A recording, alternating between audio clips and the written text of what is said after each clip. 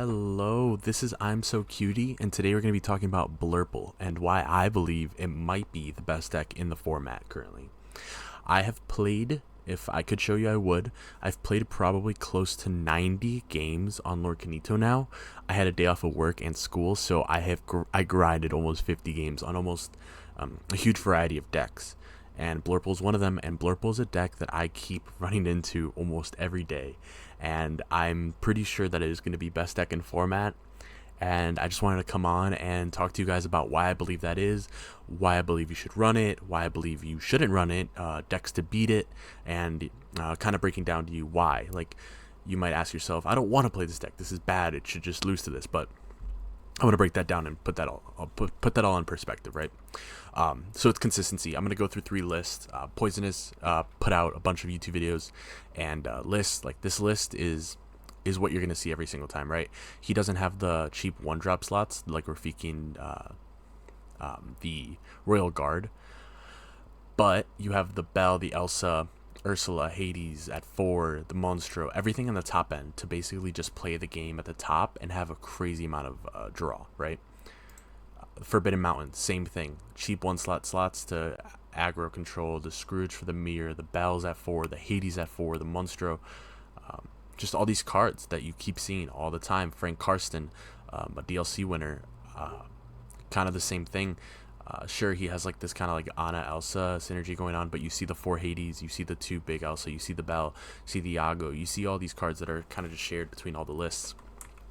So Blurple is a insanely consistent deck, depending on how you want to run it, but consistency is key in card games, and Blurple is probably the most consistent deck. The core has changed just a little bit, but it is just much better than Bell on 1, honestly. Bell on 1 is just broken if you roll it, but in terms of consistency and not high rolling, it's doing really well. And professional teams, professionals, DLC winners, YouTubers are making content on this deck because the deck is good, right? It has the evasive package. You have Dumbo, you have Genie, you have Elsa, you have Iago. The evasives are just hard to deal with. If you don't have Shark, or if you don't have removal from Steel like Storm, Zeus, cannons, and things that are just like recyclable with Whole New World and things like that, you can't deal with the evasive package as well as you could in other metas. Dumbo is super relevant. I didn't like Dumbo when he came out, but he's always replacing himself. He makes everybody replace himself at the cost of 1 and to gain 1 lore. So as grindy as it gets at the end game, Dumbo is actually really good in the end game. Iago, again, just a huge body that with not a lot of actions besides Hypnotic running, you just can't deal with it. He just shuts everything down. His package is so good. It trades and it sets up for Bell. It's just a broken package. Cheap slotted aggro control. You have Rafiki, you have Royal Guard to hit almost everything for 4 with Hypnotic. You have Royal Guard to hit for 5 with Hypnotic onto Rhinos. It just trades so efficiently. Royal Guard draws 1. You can hit Daisy for 3 on sale, I believe. So yeah, I mean, it's just crazy, right? If we still had Pop, you'd be able to hit for 4 if you sailed into Pop and took Guard, you know? Like, it's just cheap slotted. It only takes up about 8 slots. It takes up 8 slots in decks, right? It takes up 8 slots to handle all the aggro matchups. Tipo is always there. These cards are always here. So nothing changes except 8 slots that you dedicate to Rafiki Royal Guard. And your matchups are just that much better. That's crazy. The unchanged deck beats itself in the mirror. You have Hypnotic for the Iagos. You have Iago for the evasives. And you have Hades for the big targets, singles, like single target removal. It's just super good. The deck is good into itself. The deck is good into other decks. You don't need to change it. It's not over-teched. It's consistent, and that's why people like playing it. You're playing these huge bodies that quest for huge amounts, that have huge bodies that, you know, Steel and Red are not a thing anymore.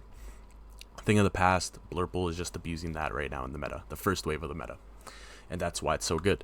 And so to beat yourself, you just have to be a better player. And so pros and sponsored players will probably be on Blurple because they believe that they could beat the average person on Blurple, right? Because they think they can maneuver the cards better or have the variation of the deck that beats the other deck, right?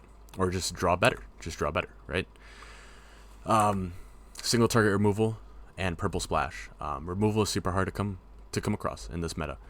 Hades is huge. Belle is always a 1 for 2. Into the unknown, you hit the Elsa or the new Ursula, and you hit a huge target that you can't deal with, and you just into the unknown it in the late game. Absolutely relevant. It is good. Who cares if you're giving them 2 ink on the Rhino? They're aggro.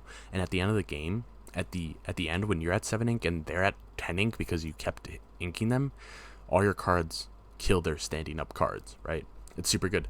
Madam M Elephant is something I've seen teched maybe at 2 or 3. I've seen Zero the Hero, a lot of Chicagoland area groups running Madam M Elephant. Those are just videos that I've watched that just abuse damage counters. They abuse damage counters because Rapunzel doesn't exist, and it's just damage to spread every single turn, right? They leave damage. They put a tramp or a lady and resisted Calhoun. Okay, I just moved 2 damage, you kill whatever, right? Like, it's good. There's so much splash, there's so much removal. This is your new steal. These are your Storm Rages, you know, your Storm Rage on. These are your Naveen's into all this stuff, right? Like, into the unknown. Like, there's just so much combo. Drawing cards. Purple in general just draws cards. Drawing cards in this meta when you don't have a lot of draw is super good. You don't have Whole New, you don't have Storm. All you have is Doc, which is just a high roll. Finders can be ran at 4, Dumbo can be ran at 4, and they will always replace themselves. You'll always be drawing 1. So it's always like you have 7 cards in your hand. That's why Blurple is so good, because purple gets you to a point where you can continuously use these cards and then play other cards, rather than it being in purple steel, where you're just inking once every turn and having to play this for 5, right? 5 when you're at Blurple feels like 2. That's why it's so relevant to draw cards. And drawing cards in card games is super important. That is a fundamental that I can answer or I can make a video on. It just has favorable matchups. I added this a little bit towards the end, but Amber Steel is like a huge dice roll. I've played it. I mean, if you go first, you win. And if you roll to go second, it's a little grindier, but you can probably win. The high end, you're going to beat every deck in the high end. You're going to beat Powerline. You're going to beat Shark. You're going to beat yourself. It's just nuts. It's nuts. You outdraw, you trade efficiently. It's always 1 for 2. It's amazing, right? So what beats it, right? You're gonna see Blurple everywhere. It's the most popular deck. So I just took some of the lists I saw most popular at Dreamborn and kind of put them up. Obviously, warded aggro, super good. You can't spread the bell damage. You're just playing for Aurora, Tiana, abuse Tiana, go Lady into Daisy into Nala. You're going tanky things that can't just die to Rafiki, and even if they pay, they can't pay again, and they can't spread damage because of Aurora. There's just so much math with this, and it's just super good. I don't really understand the last couple techs, but the core of the deck is right there. Like, I think this deck is going to be a problem, and in Blurple you can't really run under the sea, right? So but again, this is like a really big outlier. You're not going to see everybody running this, because this would probably lose the steal, right? So, but to beat Blurple and you think that your entire area is Blurple, just run this, right? JDRR produces amazing lists. The Yzma keeps up with the draw, super good, and you're just being aggressive. You're treating Blurple like Ruby Sapphire this set. You're hitting the Cobra, you're hitting the Rose, you're hitting the Pete. Maybe not the Pete, but you're hitting the Cobra and the Rose and the Doc and the Yzma, and you're just cycling and cycling and cycling, and everything that dies replaces itself, right? Super good. Super standard. JDR, very good player, runs the flower farm. I've never done his coaching, but I think he's a good player, and he produces really consistent lists, and consistency is what beats consistency. So I do think that JDR puts out good lists to beat Blurple. And then finally, Poisonous again. I think that songs are not controllable, right? So if you roulette really hard and you're on the play, for example, you hit Powerline, whatever, or you hit Clarabelle, and then you just bend the next turn, or you're just hitting Disputeds, and then you bend their hand, and then you clear their board. It's really easy to do it, right? Hit Clarabelle, use your welcome, you grind out the game a little bit, remove their board with Mother and your welcome, and then just bend.